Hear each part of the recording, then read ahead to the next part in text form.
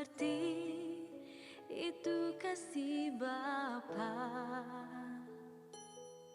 seperti gelombang samudra. Salam sejahtera dalam kasih Kristus. Kembali bertemu dengan saya, Pendeta Brian Taru. Kita masuk dalam sharing bersama dan live motivation.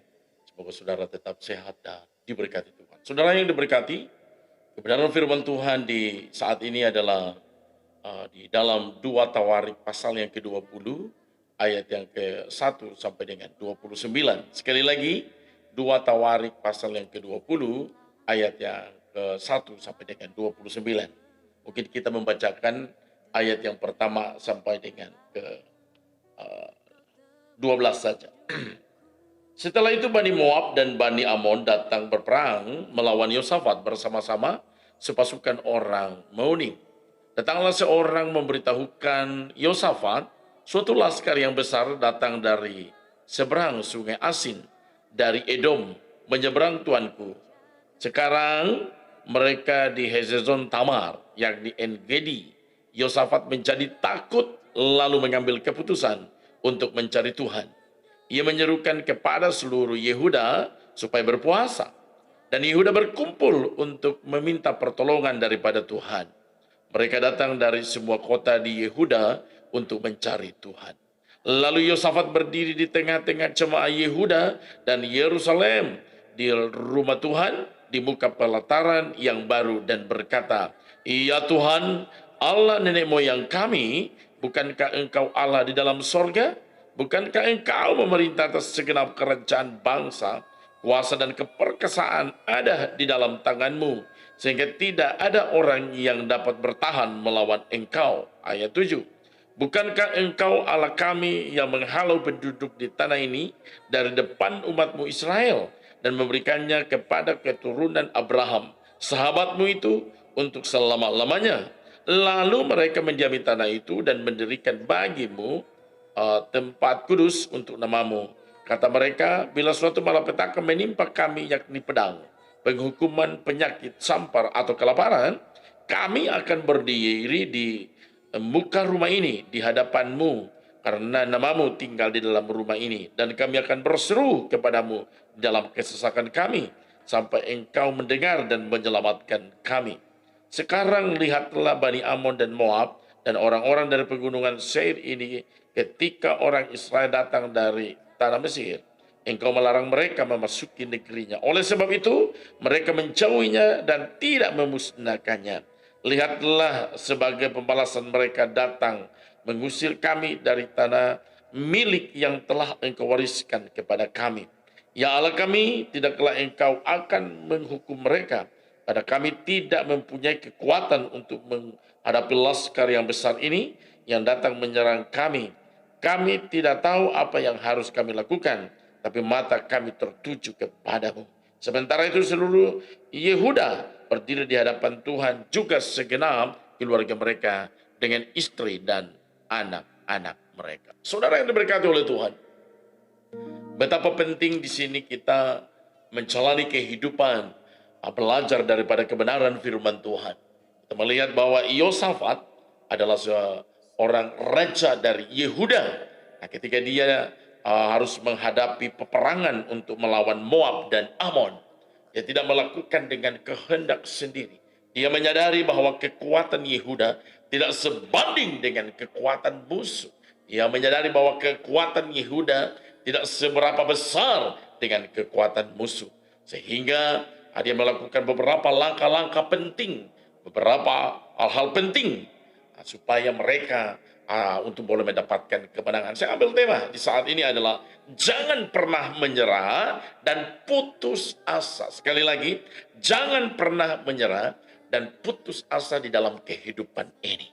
Yang pertama, saudara, kita melihat tindakan daripada Yosafat. Yang ini tindakan terpuji, tindakan bagus, tindakan bijak, bahkan tindakan yang dilakukan di dalam kebenaran firman Allah. Kita membaca ayat 3 dan ayat 4.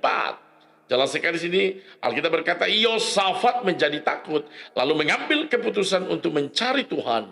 Ia menyerukan kepada seluruh Yehuda supaya berpuasa.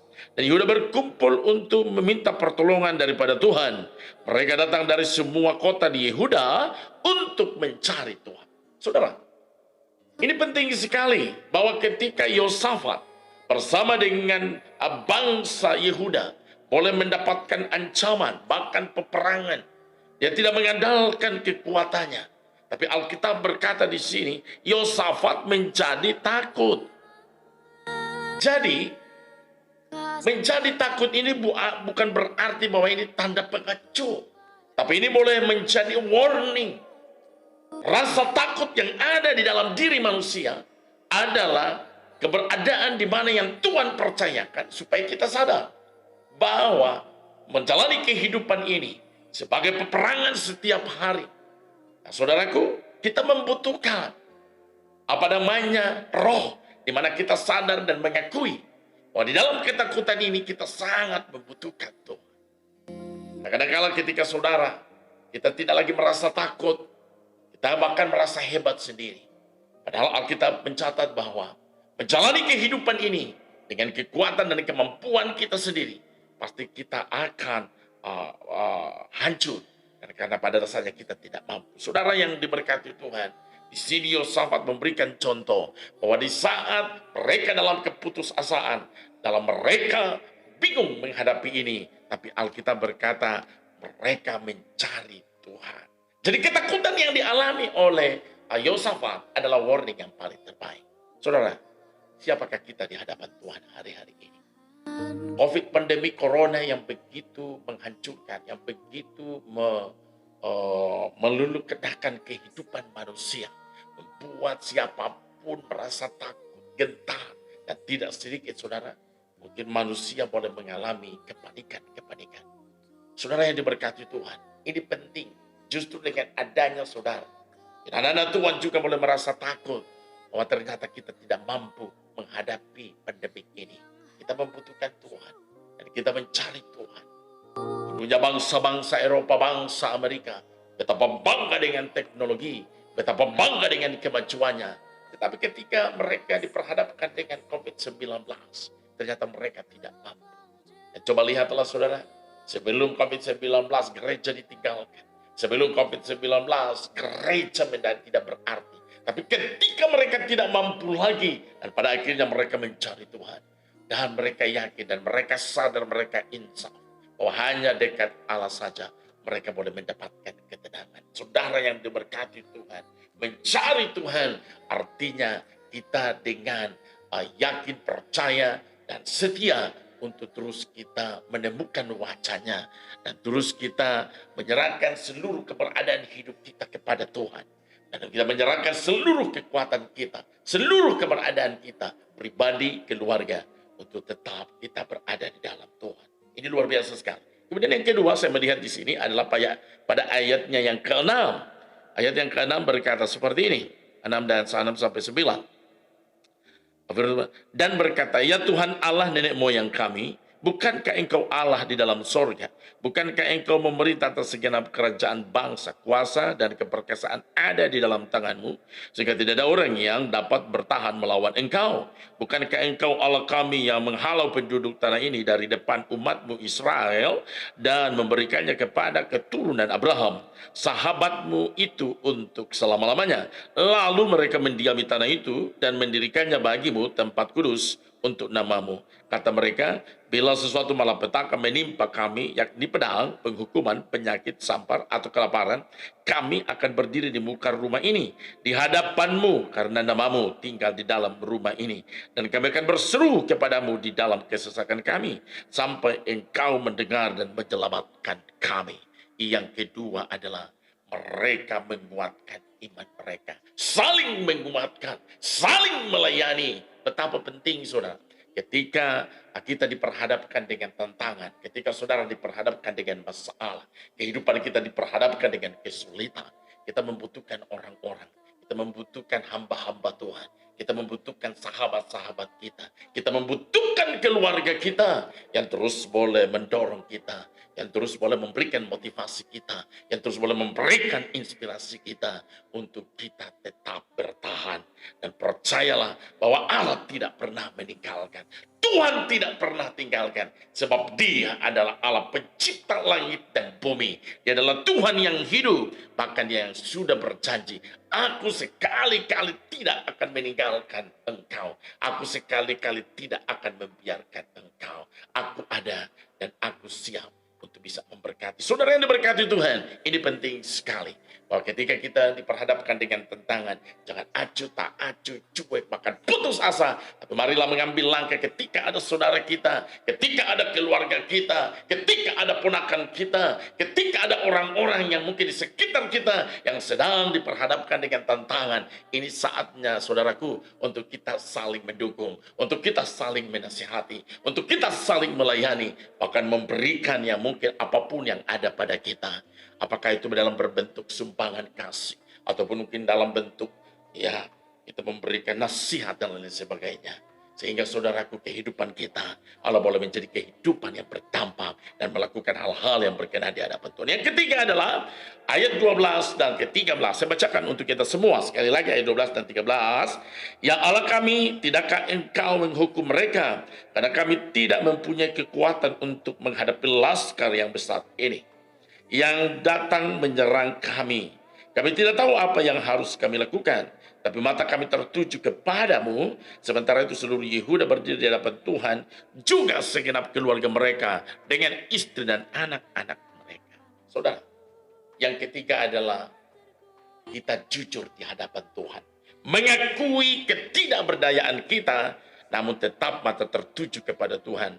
Dan kuat berdiri di hadapan Tuhan. Artinya saudara, kita tidak pernah menyerah. Sekalipun berat kehidupan ini, sekalipun sulitnya kehidupan ini, janganlah tinggalkan iman saudara. Janganlah saudara sampai kehidupan saudara ya menjadi putus asa oleh karena situasi, oleh karena keadaan, oleh karena masalah, oleh karena kesulitan, oleh karena setiap tantangan-tantangan yang sedang dihadapi. Biarlah saudara justru dengan semua persoalan ini, kita boleh jujur di hadapan Tuhan. Bahwa benar Tuhan, saya tidak sanggup lagi. Saya membutuhkan Tuhan. COVID-19 yang begitu menghancurkan kehidupan dunia ini. Kita jujur Tuhan, saya, kami, dan bangsa kami tidak sanggup lagi. Kami sangat membutuhkan Tuhan. Ini betapa penting kerendahan hati kita. Untuk kita jujur di hadapan Tuhan. Dan kita berseru-seru di hadapan Allah. Kita bersorak-sorai di hadapan Tuhan. Dan kita sangat-sangat benar-benar membutuhkan pertolongan dan kasih Tuhan. Saya percaya Allah tidak berdiam diri. Saya percaya Tuhan tidak membiarkan. Sekalipun ini adalah juga bentuk disiplin. Tapi Dia tidak pernah terlambat untuk menolong saudara. Dia tidak pernah istilahnya lebih cepat, tapi Dia tepat pada waktunya. Haleluya, haleluya. Yang terakhir saudara, mulai dari 14 dan sampai 18, saya tidak bacakan semuanya, itu taat dan tunduk atas kehendak Allah. Tantangan, persoalan, kesulitan, kesusahan boleh terjadi. Jangan pernah saudara meninggalkan Tuhan.